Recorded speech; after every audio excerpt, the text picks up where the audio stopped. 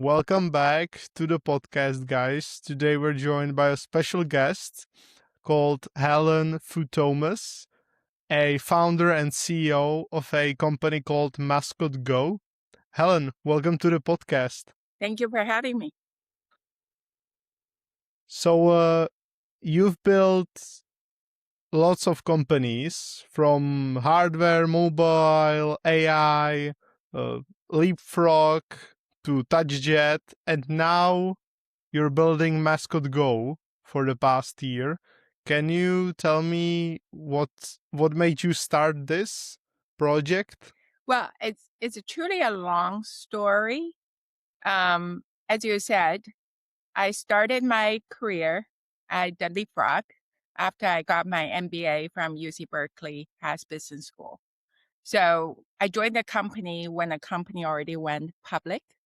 I learned a lot from the founders as well as first-class executive team, such as Tom Klinsky, who's a chairman, who's an investor on behalf of Larry Ellison and Mac Milken.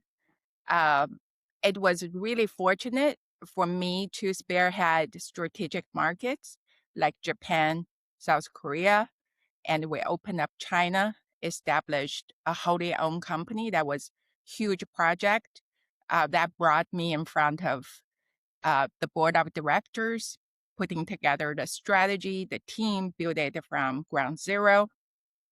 From there, I went to Livescribe. Livescribe invented the first smart pen of the world. So really the way we took digital note is very similar to today's AI application, or one of the most popular application for, conference recording. Today you transcribe everything, AI summarize it for you. But back then, we really made what you write come to life. So you can go back to any point and tap on your note. You could hear exactly what was recorded, what was said at that moment. It was magical. So I spearheaded the global market, international market, and eventually I managed all sales. I managed all the sales across the globe, including retail, B2B sales, education sales. touchjet was really my first startup. From there, I was recruited in 2018 to dark matter artificial intelligence. So DMAI was this very innovative big platform, so-called cognitive AI. Cognitive AI, to be frank, is more advanced than just a generative AI. If you were to think about the cognitive AI, there is profound reasoning and efficiency in terms of the technology and the platform. We said that instead of big data for small tasks, our ambition was to build, to enable big tasks with small data, with a layer of reasoning. So I was recruited to spearhead go-to-market. I basically invented the first product for AI tutoring for preschoolers. The reason we chose preschoolers is because of the tangible, I call it, a black box of curriculum that is, tangible to be delivered with the cloud algorithm AI for young children. It's really about the scope, but the whole platform from the cloud to the hardware to ParaNav, it's very complex infrastructure for a profound benefit in terms of education for very young children with very much measurable outcomes. So we won the the World AI Cannes Festival AI Award. It's probably one of the earliest AI award. I think that's the inaugural AI award in France in 2022. After the exit from DMAI, I looked at basically today's generative AI. That's about the time that ChatGPT hit the world, and all of a sudden AI became household name. So I co-founded AnyQuest before MascotGO, actually. But in 2024, I teamed up with my co-founder, Peter Average, and our ambition is to build this intelligent navigation system for people. I'd say young people, high schoolers, college students, by providing them so-called GPS, so that you can figure out your next moves based on your trajectory of your long-term goals. So you want to become engineer, want to become, entrepreneur running digital agency, or you want to become a professional athlete, or you become, a startup founder, a CEO at a young age. Regardless what you like to do, or you just want to become a plumber running your business and providing services in your county or in your city, right? I think now with AI and the capability that we have as a team, we can build this AI native platform very cost effectively. Yeah, sure. Yeah, it's been a while since I've been a preschooler, but I would like to ask you, like, if I was a preschooler, how does it work? Is it like a uh, mascot go in a pocket, so you have a mobile phone and then you can talk to it, or how does it implement in real world? Okay, so DMAI ALA was for preschoolers. Well, MascotGo is really for high schoolers who are aiming at either vocational school, skill set based post-secondary education, meaning you can go to a training school versus going to a college, or you want to go to college, either Ivy League or big state universities. So in the United States, there are over 6,000 institutions, from 4-year colleges to 2-year community colleges, certificate programs, or vocational schools for specific training, for specific professions. So as a high schooler, not a preschooler, you will have MascotGo app on your phone, fully AI enabled, which will enable you to discover different pathways, evaluate, the time, the cost, the location, the community, basically help you figure out the best fit future as a young adult. So in the United States, there are 17 million high schoolers.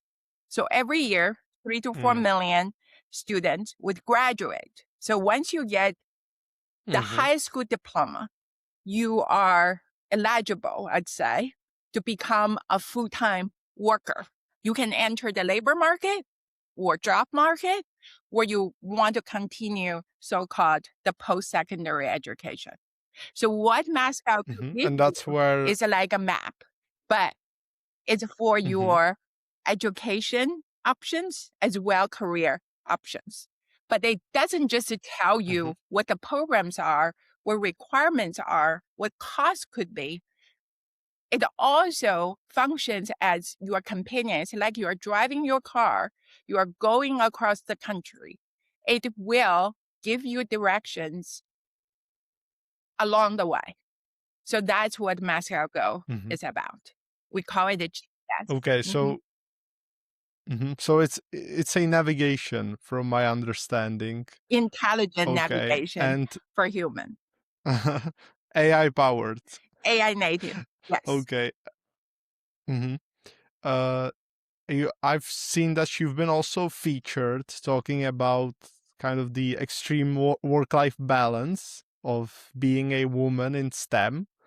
Uh, is there any piece of advice on that topic that you think is actually wrong?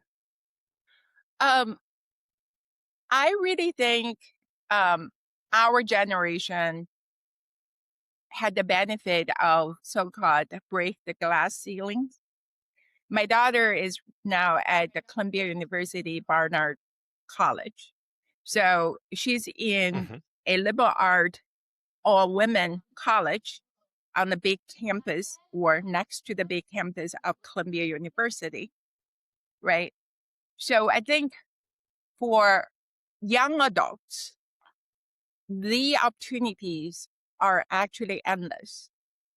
At the same time, there is a balance, and the different people may have different ways to address the balance between being women and raising a family, children and, family Uh, members, well, I don't know yet, but I understand what you as mean. well as have education, career goals, Mhm. right? I truly believe that I benefited from my work while I raised two children.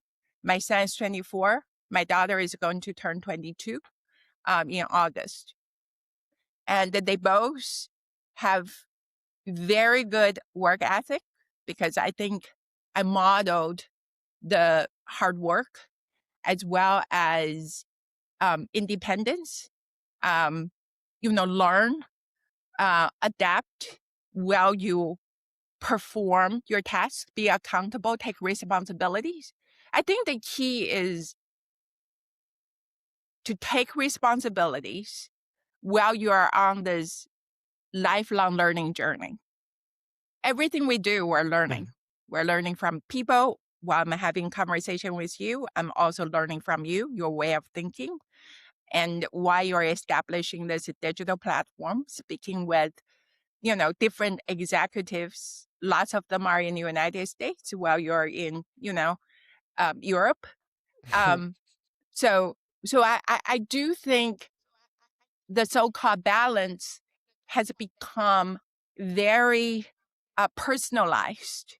It's really about be adaptive in life and have the confidence that you can succeed with family, raising children, and build your career, regardless what the career is.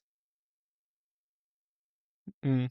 Yeah, I strongly agree that being like a student of life is uh, is just super important to So also true. learn even when you go out of the traditional schooling system.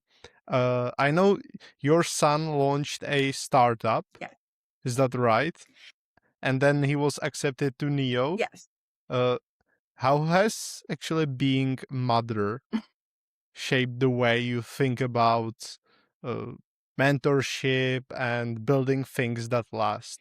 It actually came to my surprise that he became entrepreneur.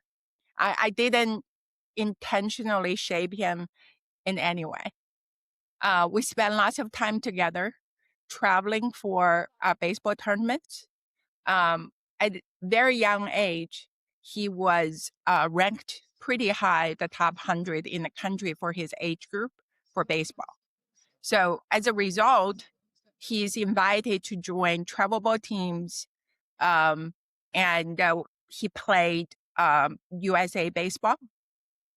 USA Baseball is now just the national team, in a big international, like annual tournaments, playing against or with teams from all over the world for baseball, but also at a young age, they do have local tournaments. They select the best athletes, very well measured with data. They track the data. So they would organize a tournament, and he, represented Northern California for quite a few years. So I never thought about whether he would become a founder or entrepreneur. We had lots of fun traveling, meeting people, being in competition. Obviously, he's trained to be competitive, to be independent, because being on the road all the time, and meeting people from all different parts of the country, and also from overseas. He was fascinated meeting players and coaches from South Korea, for example.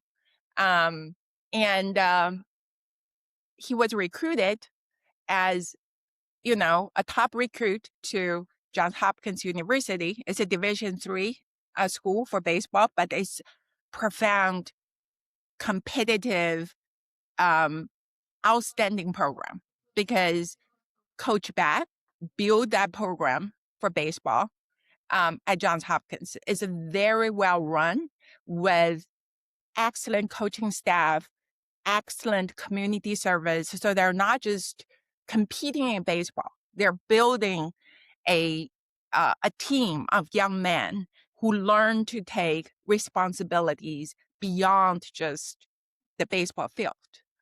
So out of all the schools we visited, we were on the road. We visited so many different colleges. He chose to go there. Johns Hopkins was the only school he applied for early decision, and he got admitted right away, for early decision. And very much to my surprise, he decided to pursue NEO. It's an incubator for startup, and dropped out of Johns Hopkins as a founder and CEO of his startup called Kano.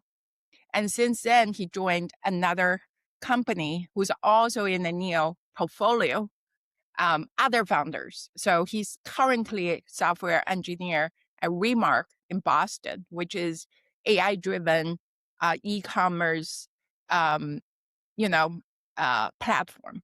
So he's having lots of fun, and I'm very proud of him. But to answer your question, I didn't intentionally shape his future. He chose his future 100% on his own. Mm-hmm. So we've talked about the past and the present. Now, what's next for you? Will you stay with MascotGO in education, or are you planning to jump into another venture? I truly believe MascotGO as a brand, as a platform, is going to serve, as I said, millions of students, 70 million high schoolers, and another, maybe 20 million of students in colleges and beyond colleges. I think we're still at the beginning of AI being part of our life, our learning, our work. And I think this is where I would have the most impact with my insights, not just from the technology point of view, but from life experience.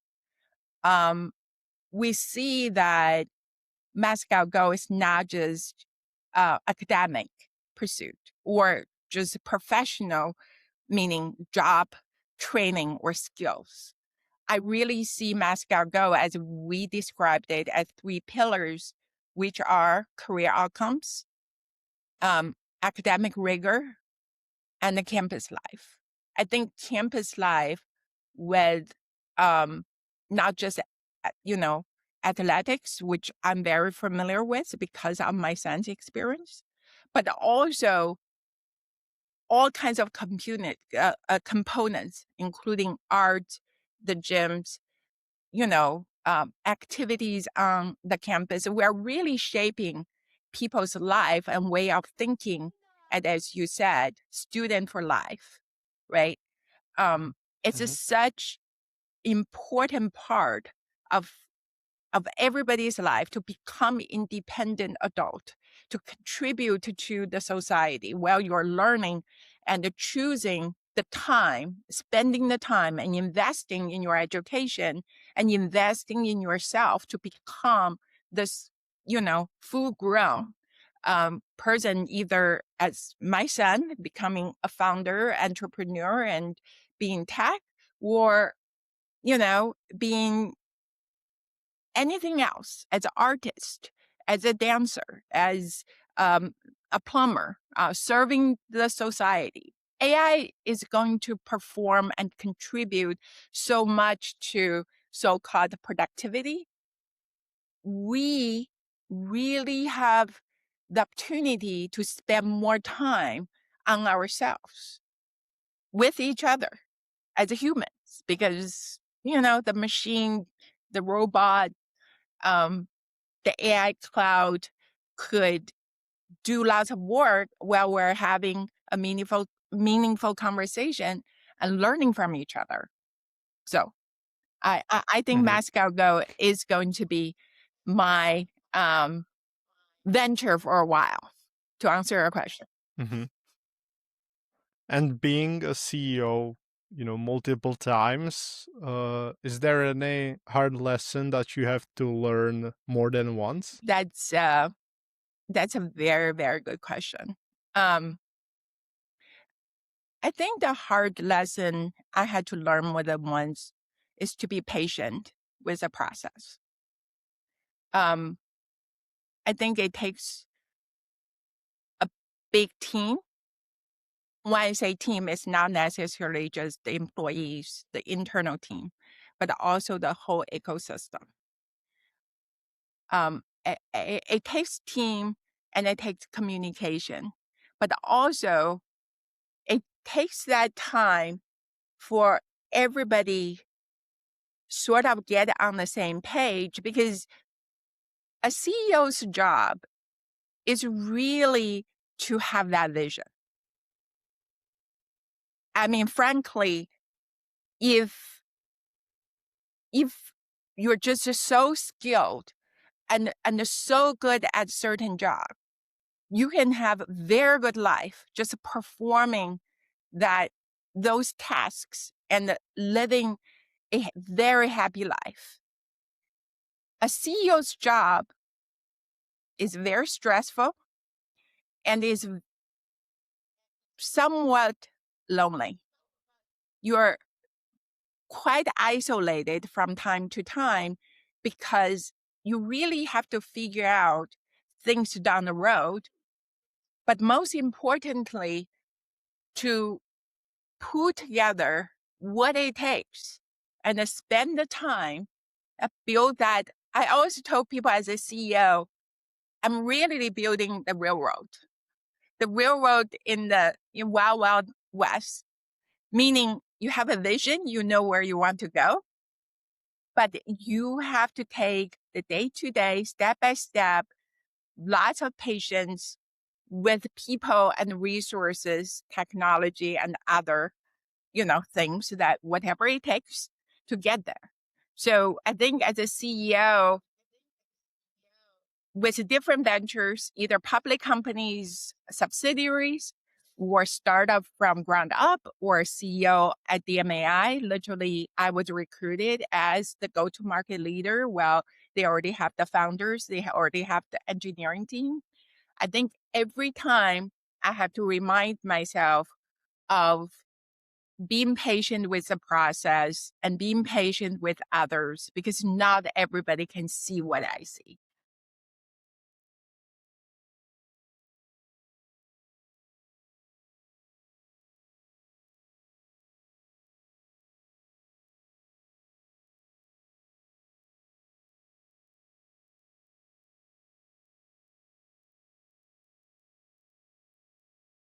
Well, the good news is the world is very digital. Every one of them has multiple devices. So this is not like, at LeapFrog, we literally invented LeapPad. I always call it the iPad before iPad. People, it's not a behavior change. It's really to deliver the outcome. And to answer your question, it's all about word of mouth. It's not just me telling people, hey, come to MascotGO. It's really the students to tell other students why this is a GPS that you should have in your hand. Don't get stressed out, right? Discover your options, build your network, support system, and the profile, and then let the matchmaking happen. You may choose a path unexpected.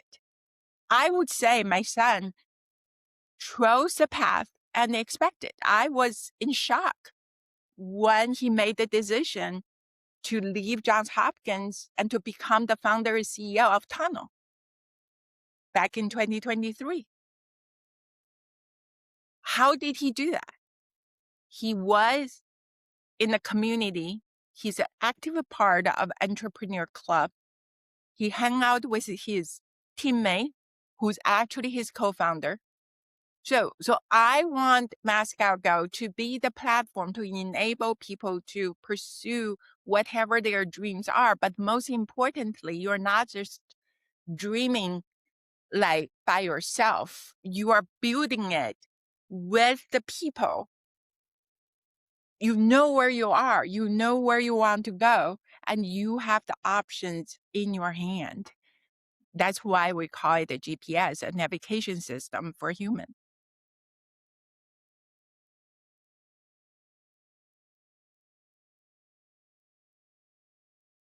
Well, you found me on LinkedIn.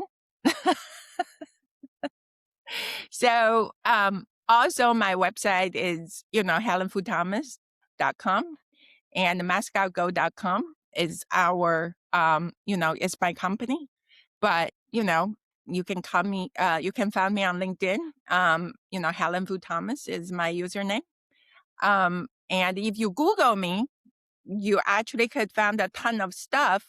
Just Google my name, Helen Fu Thomas, and you can find me. Of course. Thank you for doing what you're doing. And I enjoy your, conversations with others. So thank you for doing what you are doing.